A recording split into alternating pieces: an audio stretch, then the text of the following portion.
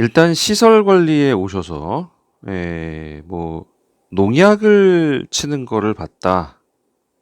그래서 현타가 오더라.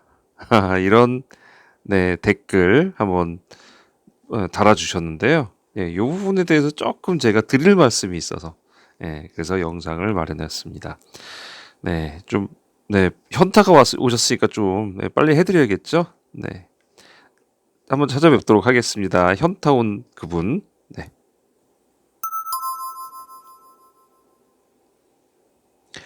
안녕하십니까, 역발상 도전입니다. 자, 오늘 질문 내용 재밌습니다. 자, 나의 기계 설비 유지 관리자 경력 등급으로 취업이 가능한 건물들은 어떤 종류가 있을까? 이렇게 했을 때 여기에 달린 댓글입니다. 베르사유죠? 베르사유. 베르사유 궁전의 기사. 장명 센스도 좋으시네요. 자, 시설 관리하면 조경시설 농약 치는 것도 해야 하나요? 어쩌다 보게 된 다른 채널인가 봐요. 거기에 그분은 신축 아파트 같은데 며칠째 혼자 농약을 치더라고요. 정말 현타가 오네요. 라고 올려주셨어요. 현타. 그래서 제가 농약 뿌리는 곳이 있어요. 라고 말씀을 드렸어요. 주로 신축 아파트가 종종 있습니다. 이런 영상 나중에 올려드렸는데 그 영상이 지금 이 영상입니다. 그랬더니 이제 또 이렇게 다셨어요. 다른 건 몰라도 정말 농약 치는 건 이건 진짜 아닌 것 같습니다.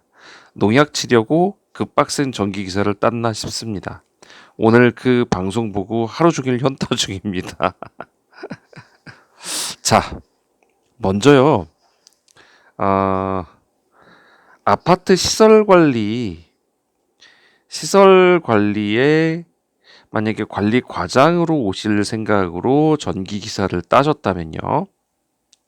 어쨌든 이거 무제한 푸는 동안에는 하시긴 하셔야 되는데, 자, 이 동안에 하셔야 되는데, 지금 농약 뿌리는 거에 대해서 말씀을 하셨고, 사실 예초는 안 그래요, 혹시? 예초는 괜찮아요? 그니까 저 잔디 깎는 거. 요거는 괜찮으신가요? 그리고 눈 오면 눈 치우는 거. 요거 괜찮아요? 내가 전기기사 땄는데 눈 치우려고 전기기사 땄냐? 뭐 이럴 수도 있잖아요. 근데 시설 관리에서 무제한을 푸는 동안에 분명히 이런 건 하게 돼 있고, 사실 눈 같은 경우는요, 과장이 돼도 못 피해요. 예초는 과장이 좀 피할 수 있어요. 경우에 따라서. 무조건은 아니고 경우에 따라서. 그런데 눈은 과장도 못 피해요. 왜냐면 소장님도 나와가지고 막 삽 들고 설치거든요. 그래서 과장님도 거기서 예외는 안 돼요. 중간에 뭐 이렇게 어디 짱 박히고 이런 경우는 있어도 뺀질뺀질한 사람들. 근데 완전히 저기는 못하지만 예초는 어느 정도 농약이랑 예초는 어느 정도 그럴 수 있고, 이 농약을 뿌리는 거 사실 농약이라기보다는 그 병충해 뭐라고 해야 되죠? 그걸 하여튼 나무에 수목에 뿌리는 그런 거거든요. 보통. 그래서 요게 신축 아파트에 가끔 있어요. 근데 왜 신축 아파트에 그런 게 들어갑니까? 이해가 안 갑니다. 오히려 저 오래된 아파트에 있어야 되는 거 아닙니까? 이렇게 얘기를 할 수 있지만, 자, 이게 왜 신축 아파트에서 문제가 되는지 알려드릴게요. 아파트의 조경 면적 비율이라는 게 법적으로 정해져 있어요. 최소 조경 면적 비율. 그러니까 아파트에 이만큼이면 여기에 한 이만큼은 조경이 들어가야 된다라고 법으로 정해져 있습니다. 이 비율이 몇 프로인지는 저도 몰라요. 예. 저는 주택관리사가 아니기 때문에 주택관리사 하다가 때려쳤죠. 내가 할 공부는 아니라서. 그래서 이런데 요 비율은 정확하게는 제가 모르지만 법으로 정해져 있어요. 그러다 보니까 이 조경 면적이 들어가 있습니다. 그리고 기본적으로 아파트 같은 데는 조경이 잘 보이는 편이에요. 나무들이. 나무들이 잘 보이고 이런 게 잘 되어 있는 편이거든요. 근데 초기 신축 아파트를 가게 되면요. 여기에 이런 업체들 원래 그러니까 보통 기본적인 아파트들은요. 기본 아파트를 먼저 설명드릴게요. 기본 아파트는 이런 거를 조경 업체를 외주로 줘가지고 보통은 실행합니다. 또는 그게 아니고 내부 인력을 쓸 거면은 조경 인원을 따로 뽑아서 써요. 예, 기존 기사를 여기다 쓰지 않고요. 조경하시는 분을 따로 뽑아요. 네. 그러니까 뭐 조경 기능사 뭐 이런 분들을 뽑아가지고 그런 데다 여기다 하든지 아니면 여기다 합니다. 기존이 이거 하지 않아요. 일반적으로 하지 않습니다. 가끔 사람이 너무 없어요. 가끔 사람이 너무 없어요. 예를 들어서 지금 제가 있는 한 150세대 정도 있는 이런 아파트 기본 인원이 없어요. 인원이 없어요. 이런데 입대위에서 우리 조경 면적에 대한 그 비용은 우리 여기 직원들이 하는 걸로 하겠습니다. 이래버려 가지고 그거 안 할 사람은 뽑지 마세요. 뭐 이렇게 말하는 경우도 있어요. 그렇게 하는 경우 가끔 하는 경우 있습니다. 일반적으로는 안 합니다. 외주 업체를 주든지 아니면 조경을 따로 뽑아요. 이 인원을.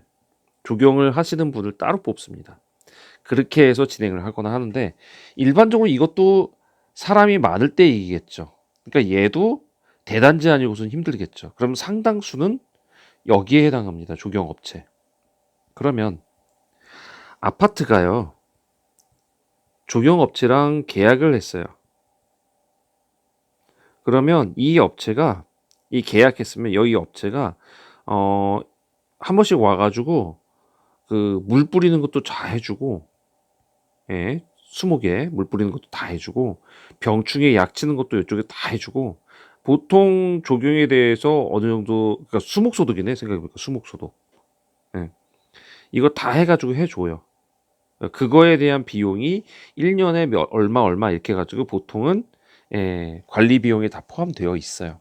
그러니까 기존 직원이 따로 이걸 하지는 않는데 이런 경우가 가끔 생깁니다. 자, 신축 아파트예요. 그런데 건설사가 있습니다. 건설사. 신축 2년 내에는 뭐가 있죠? 이 건설사가? AS 센터가 있어요. 하자를 이쪽에서 담보를 해가지고 그걸로 하자 담보 책임을 이렇게 하는 그렇게 하는 A 센터가 있죠. 기본적으로 여기가 조금 뭐 한 단지가 500에서 1000세대 가까이 된다 그러면 여기에 건설사에 소속된 상주 직원이 있습니다. 뭐 행정 접수 직원도 있고요. 그리고 저것도 있어요. 여기에 기술 인력도 있어요. 그래서 바로 가서 해줍니다. 그래서 AS 센터가 이렇게 다 이걸 하는데 일부입니다. 전체 아니에요. 굉장히 일부 몰지각한 건설사가 이런 거를 나 몰라 배째 안 해. 딱 그래 놓고 이렇게 하는 사람들이 있어요. 이런 건설사가 있어요. 네. 있습니다. 그래서 그 건설사가 이렇게 할 때 안 해줘 버려요. 심지어 자기네가 하청 주는 업체들이 있잖아요. 예를 들어서 뭐 뭘 할까요? 저 인덕션 업체는 무슨 업체를 쓰고 그리고 월패드 업체는 어느 회사 쓰고 보통 그리고 욕실에 있는 그런 것들 뭐 변기라든지 뭐 욕조라든지 이런 거에 대한 건 어디 쓰고 그죠? 이런 것들 다 따로 있죠. 건설사가 하청을 줘요. 그래서 이 하청 업체들이 이걸 만들어 가지고 다 제공을 하고 하자를 접수를 했는데 딱 보면은 여기 거구나. 그러면 일로 보내요. 그러면 이 업체가 와 가지고 고쳐주는 시스템이에요. 그런데 이 하청 업체 중에 좀 메이저급도 있어요. 예를 들어서 뭐 인덕션이나 이런 건 보통 LG, 삼성 이런 거 쓸 거고요. 월패드나 뭐 이런 거는 조금 좀 덜한 데 쓸 거고요. 그리고 저거 무슨 에어컨이죠? 그거 시스템 에어컨. 네. 이름도 이제 헷갈려. 시스템 에어컨 같은 경우는 대부분 삼성 아니면 LG죠. 그죠? 그러니까 이런 것들도 메이저 이런 데기 때문에 이런 데는 금방금방 와요. 문제는 굉장히 미비한 거, 굉장히 미비한 부분을 하청 준 건데 그 하청업체가 지금 이 건설사가 돈을 나중에 준다 이래가지고 하청업체가 견디도 못하다가 부도가 나는 경우가 있어요. 네, 이 부도가 나버리면 여기가 이걸 해줄까요? 네, 못 해주겠죠. 그래서 그 건설사들 중에 건설사 하청업체 중에 여기에 지금 조경업체가 만약에 그런 경우 많이 있거든요. 조경업체가 만약에 하청업체였는데 이 업체가 지금 간당간당 숨이 간당간당 끊어질랑 말랑 하다가 꽥 하고 끊어졌어요. 딱 그러면 얘네들 부도죠. 그러면 어느 기술자도 여기 오지 않아요. 심지어 건설사가 이 금액에 대해서 하청업체에다가 조경업체에다가 다 줬어요. 그래서 너희랑 우리 계약했지? 그리고 여기 계약했으니까 니네가 다 고쳐. 그리고 이쪽 보내는데 얘는 배째 그러면서 난 부도 났어. 그리고 배째 그러고 나온 거예요. 이렇게 돼버리면 무슨 일이 벌어지냐면 조경업체가 안 오기 시작하면서 아파트의 조경 상태가 이런 판이 됩니다. 네, 아파트 조경 상태 막 넝굴이 자라고 뭐 정글이 돼가요. 네, 이걸 그대로 놔두잖아요. 그대로 놔두면 나중에 하자에 대한 계속 안 해줄 때 이거를 소송을 하겠죠. 그랬을 때 관리 책임이 있는데 관리를 전혀 안 했다라는 걸로 보여지게 되면 하자에 대한 승소 판결을 받기가 굉장히 어려워져요. 그러다 보니까 이미 얘네는 부도가 나서 나몰라라고 있어요. 그러면 이거는 야 일단 우리가 관리 책임이 있으니까 일단 우리 기존 직원들 좀 하자 해가지고 시킵니다. 네, 이런 경우에만 시켜요. 그러면 보세요. 2년까지 보통 하자 담보 기간이에요. 가끔 3년짜리도 있어요. 그리고 5년짜리가 있고요. 가장 큰 건 10년짜리가 있죠. 근데 5년, 10년은 굉장히 드물어요. 굉장히 중대하고 정말 심각한 하자일 경우나 이러지 엔간해서 5년, 10년은 별로 없어요. 없는 게 아니죠. 잘 안 일어나니까 그런 거죠. 그런 AS 발생이. 근데 2년 차께 정말 많이 나고요. 3년 차께도 꽤나 많이 나요. 그러면 요때까지 하자가 걸려있는 건설사는 밑에가 부도가 날 수도 있는 거죠. 근데 만약에 하자가 완전히 하자 담보 책임 기간이 완전히 끝났어요. 그러면 이제 그다음부터 무슨 일이 벌어져요? 네, 아파트에서 직접 그 건설사에서 하청한 업체가 아니라 아파트에서 직접 업체를 선정해서 그 업체와 계약을 하고 그 업체에다가 돈을 주고 이 업체는 용역을 제공하는 겁니다. 근데 지금 돈을 쓰기에는 지금 어디 있어요? 네, 건설사 돈으로 내 돈으로 하기엔 지금 건설사가 하자를 해줘야 되는 기간인데 얘네가 지금 배째라고 있기 때문에 내 돈을 쓰면은 애매해져요. 그죠? 만약에 이거 안 되면 어떡해? 그러면은 저 소장님, 관리 소장님이 어떻게 되겠어요? 그러다 보니까 우리 관리는 했다라는 거를 보이기 위해서 계속적으로 예초 작업과 이런 뭐 말 그대로 이렇게 농약이라고 표현을 하셨는데 어쨌든 그런 거를 뿌리는 작업들을 해요. 이런 작업들을 하고 요걸 통해서 우리는 관리하고 있었어라는 거를 입증하기 위해서 좀 이렇게 신경을 씁니다. 그러다 보니까 이런 특징은 대부분 어디서 나와요? 하자 기간이 아직 남아있는 경우에나 그래요. 하자가 완전히 종료되면 그때부터는 그냥 관리 업체가 그냥 바로 해당 저기 할 만한 곳을 불러요. 아예. 그래서 계약을 써요. 그래서 안전하게 그냥 쫙 해버리기 때문에 사실 이렇지는 않아요. 자, 그러면 지금 이제 눈치채셨겠지만 이런 게 진짜 현타가 와서 나는 싫어요 하시는 분은 어떻게 하면 돼요? 네, 최소한 4년에서 5년 이상 되는 것, 이 이상입니다. 그러니까 9년, 10년도 다 포함되는 거예요. 이런 정도의 아파트를 선택하시는 게 현타를 막는 방법이에요. 자, 하지만 아까도 말씀드렸듯이 전기기사 무제한 풀기 전까지는요. 무제한 풀기 전까지 요때까지 현타가 오는 일들이 은근히 있을 겁니다. 현타잡. 현타 업무 그런 게 은근히 있을 수 있어요. 그러니까 이럴 때일수록 마인드를 잘 잡으시고 네, 그렇게 도전해 보시기를 바랍니다. 자, 현타 얘기가 나오다가 지금 이렇게까지 나왔는데 사실 어디나 그런 건 아니에요. 그리고 저는 지금까지 한 번도 그런 데를 못 가봤어요. 네, 지금 있는 곳이 이 상태예요. 지금 그 하자 기간인데 아직 안 끝나서 이렇게 되는 상태예요. 지금. 네, 근데 뭐 해충약까지 이렇게 수목소독까지 뿌리진 않았어요. 그거는 외주 줬어요. 네.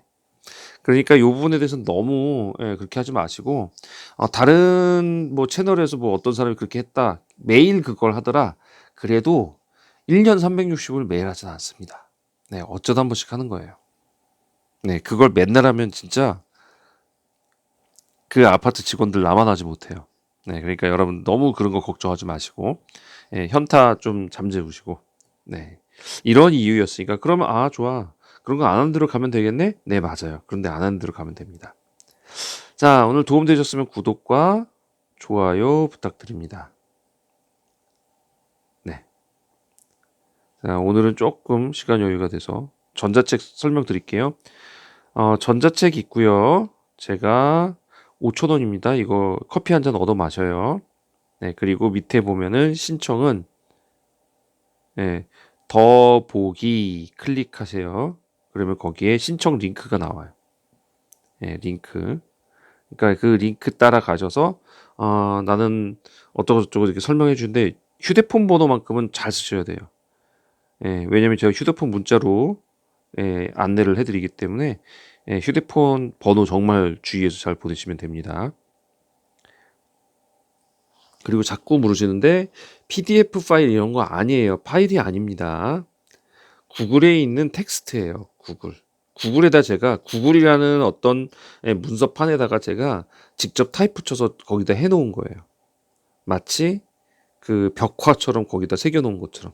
네, 그래서 링크를 통해 거기를 가서 허가를 주면 저희가 이제 그 공유에 대한 허가를 내드리면 직접 가서 보는 거지 이거를 PDF 파일로 받거나 이런 게 전혀 아니에요. 그러니까 자꾸 요새도 물음이 자꾸 질문이 오거든요. 파일로 보내주시면 안 돼요. 그런데 네, 못 보내드립니다. 저도 파일이 없거든요. 그러니까 여러분이 그 부분은 좀 양지하셔서 잘 이런 거 자꾸 요구하지 마시고 예, 파일 아닙니다. 그 종이책 아니에요. 배송 어떻게 돼요? 이런 얘기하지 마시고요. 제가 공유 권한을 그냥 드리는 겁니다. 여러분들이 그거 보고 하시면 되세요. 자, 그러면 전자책이기 때문에 링크만 드리면 어디서든 접속 가능합니다. 뭐 저 패드니 아니면 노트북이니 뭐 저 데스크탑이니 뭐 휴대폰도 마찬가지예요. 그 패드나 휴대폰의 크기에 따라서 얘가 활자 조정을 자동으로 하니까 여러분들 그 부분 편안하게 보실 수 있을 겁니다. 자, 오늘 여기까지 마무리하겠습니다. 다음 시간에 다시 뵙도록 하겠습니다. 함께 하신 여러분들 감사합니다.